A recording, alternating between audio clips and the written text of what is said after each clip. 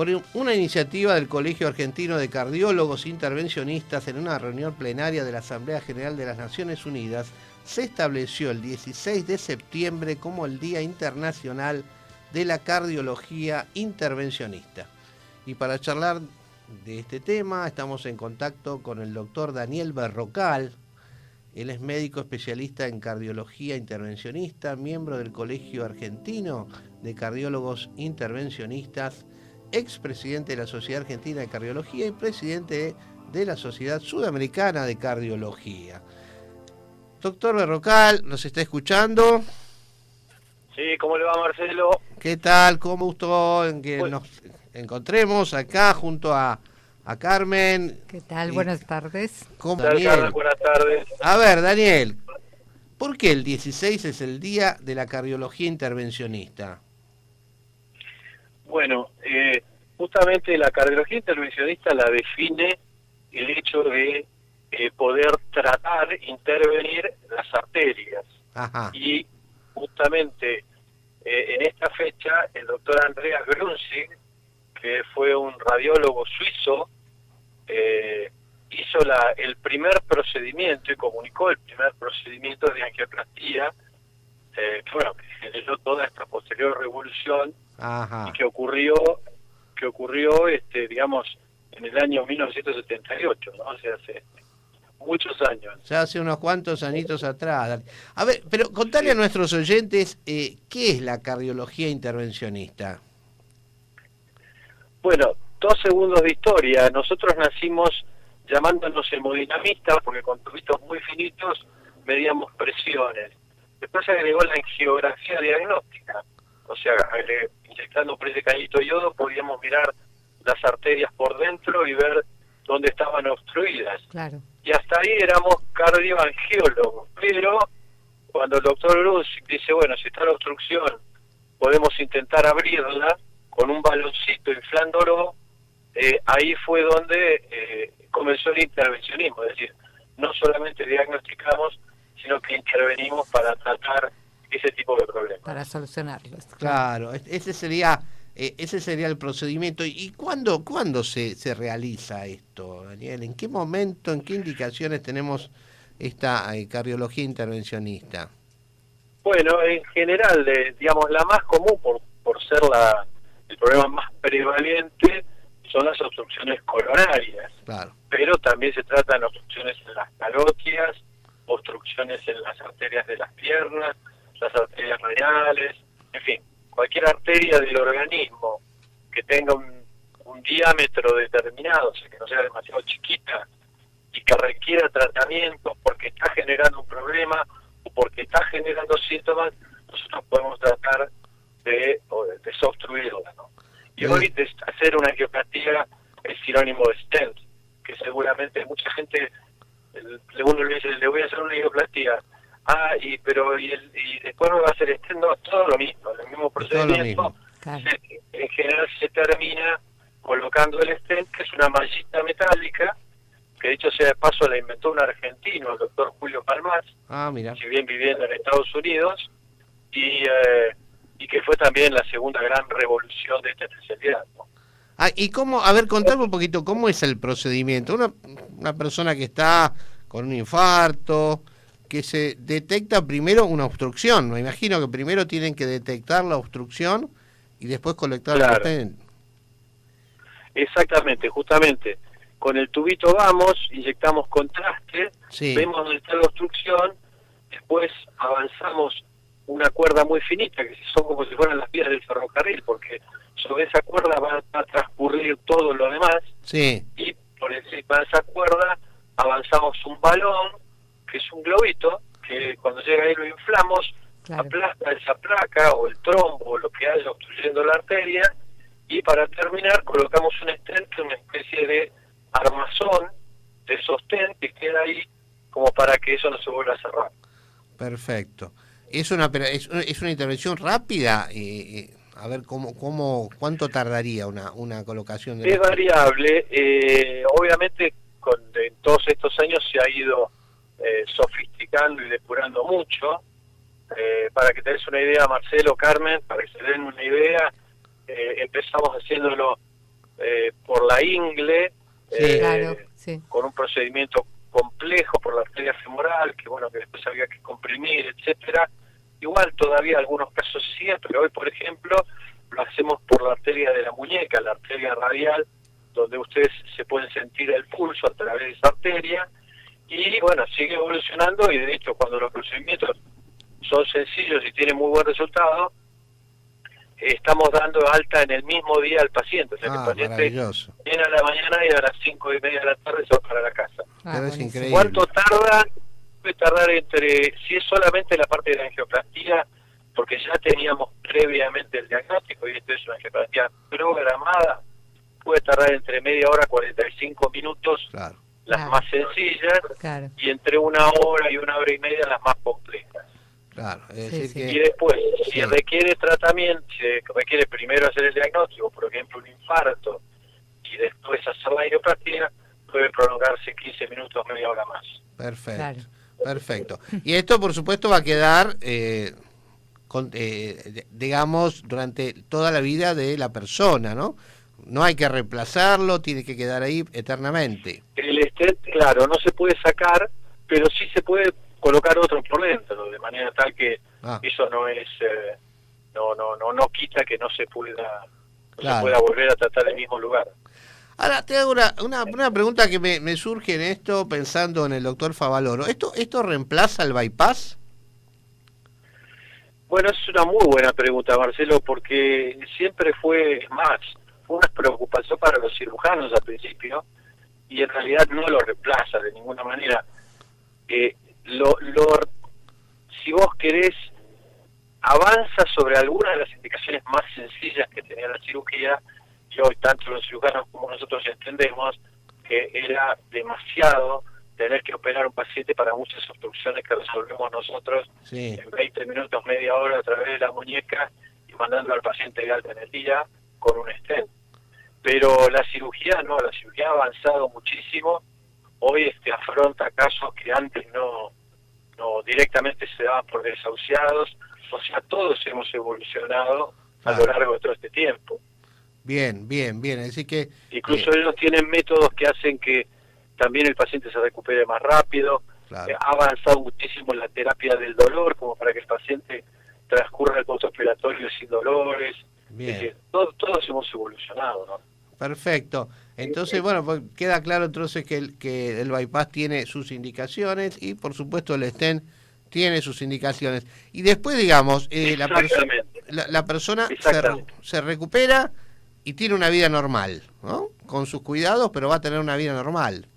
Yo siempre les digo a los pacientes que, digamos, excepto que haya alguna condición en que en algunos casos puede ocurrir que nos obligue a generar algunas limitaciones, todo lo que se hace es para que el paciente tenga una vida que llene las expectativas de calidad de vida que el paciente tenga. Claro. Y efectivamente a veces la vida, y eso es lo que le digo a los pacientes, a veces la vida es incluso mejor que la anterior, porque como se corrigen algunos hábitos de vida que no eran buenos, Ajá. ya se va a actividad física y deportes, incluso la vida puede ser hasta percibida como mejor si el paciente, digamos, se siente cómodo cumpliendo todos esos requisitos, que no son tan graves, simplemente No. pedirle que camine, que haga ejercicio, que coma sano, Bien, que bien, descanse. bien, bien.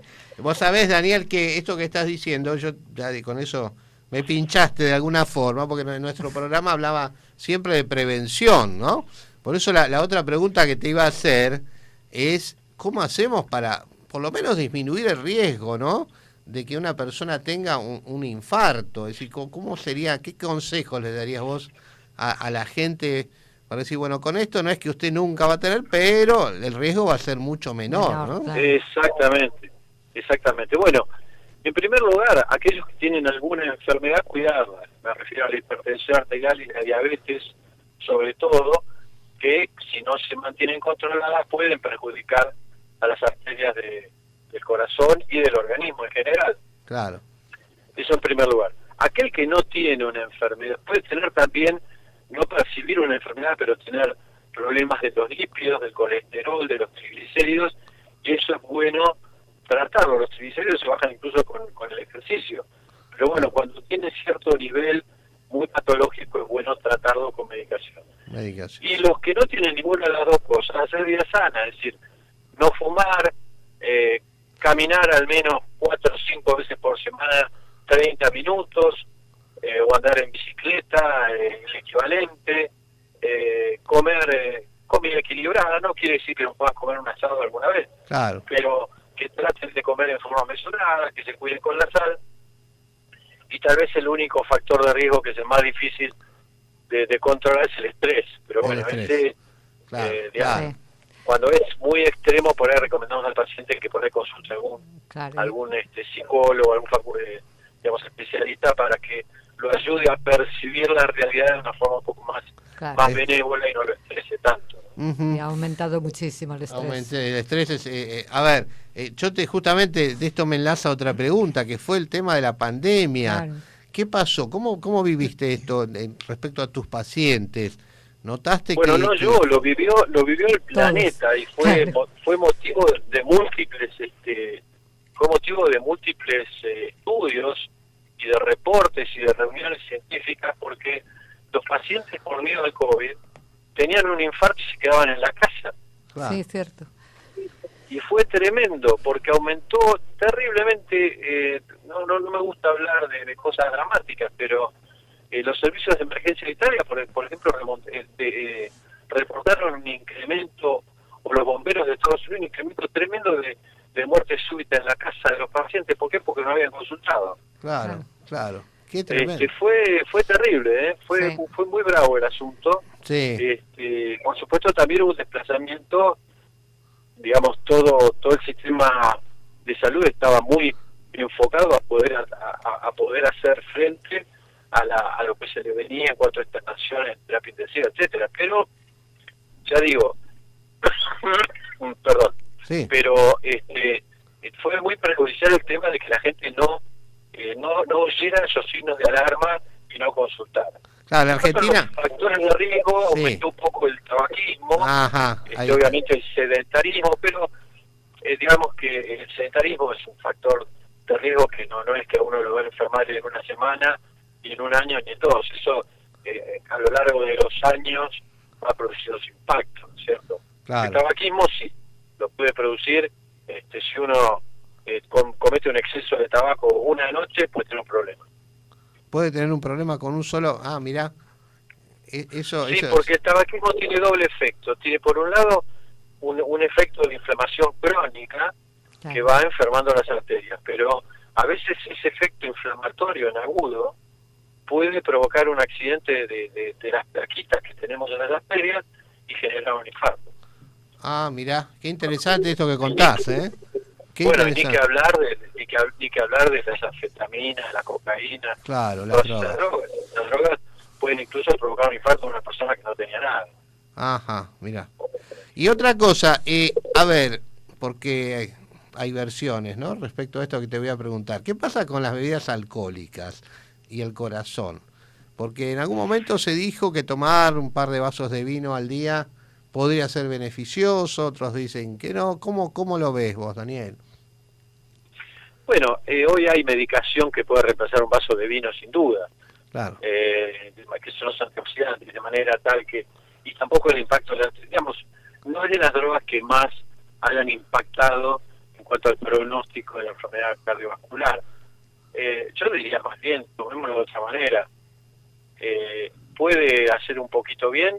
Lo que sabemos es que 2 vasos de vino por día no le hacen mal a nadie, excepto, aquellas personas que tengan una enfermedad digestiva, Claro. una enfermedad hepática, Claro. donde puede estar una diabetes, porque no olvidemos que el alcohol se transforma en azúcar. Fuera de esos casos, el alcohol no, en esa medida no hace nada. El problema es que el alcohol, en mayor medida, y a veces se pierde un poco la magnitud de lo que uno está tomando con las bebidas destiladas, no con el vino, Sí. puede provocar mal funcionamiento del músculo cardíaco en forma crónica, Ajá. además de las enfermedades hepáticas, gástricas, de vejiga, pero también ahora se está viendo que puede aumentar la posibilidad, sobre todo en personas grandes, de una arritmia que se llama fibrilación auricular. Ajá. Que aunque suene feo, fibrilación no es una arritmia gravísima, pero bueno, que obliga a tomar una cierta medicación y que no es el ideal que un paciente tenga ese ritmo. No es el único factor que la provoca, Sí. Pero sí. eso puede precipitarla en la gente grande. A ver, Daniel, para ir terminando, a ver, la pregunta como prevención. Una persona que no tiene síntomas, ¿no? Que nunca... ¿Debe hacerse un control cardiológico periódicamente? Y si es así, ¿en qué momento? ¿A partir de cuándo? ¿De qué edad? Claro. Es una muy buena pregunta. Está totalmente establecido en las guías internacionales que a partir de, digamos, personas, lo importante es la consulta médica, porque el médico es el que va a determinar los factores de riesgo de la persona, por más asintomática que sea. Tenemos en un extremo una persona que fuma, que tiene más de 50 años, que tiene antecedentes familiares de enfermedad cardiovascular, que está sometida a mucho estrés, que tiene problemas de colesterol, hipertensión no controlada y un poco de diabetes. Bueno, yo diría, es una persona que se vigila de cerca y probablemente se justificaría tratar de ir un poco más profundamente con alguna prueba de esfuerzo, etcétera. Claro. En el otro extremo tenemos el que no tiene nada de eso.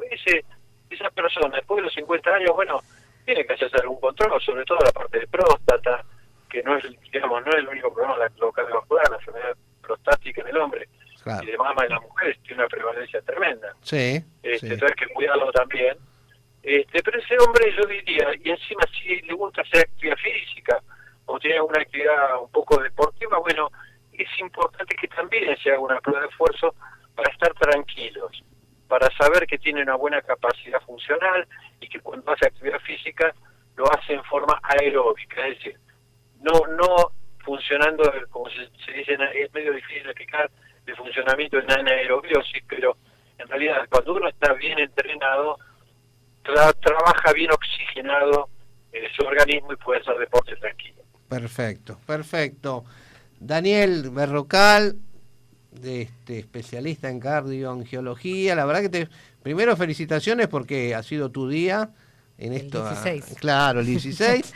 y muchísimas gracias porque fuiste muy claro y nos importa que nuestros oyentes aprendan de alguna forma, ¿no? Hacemos un poco de docencia, información. Así que te agradezco mucho tu tiempo. Déjame decirles, Marcelo, Carmen, que es importantísimo, porque la verdad que uno empieza a solucionar los problemas cuando los conoce, y poder discutir estas cosas, si bien hay una gran discusión sobre todo la enfermedad cardiovascular, todo contribuye a que siempre alguien lo oiga y de pronto le despierte ese cuidado que le hace falta para vivir mejor. Claro que sí, Sí, sí, Daniel. Un gran abrazo, Daniel. Un abrazo. Un abrazo, Carmen, un abrazo, que estén bien. Gracias, viejo, gracias, muchas gracias. Adiós. Bueno, ha sido el doctor Daniel Berrocal, médico especialista en cardioangiología.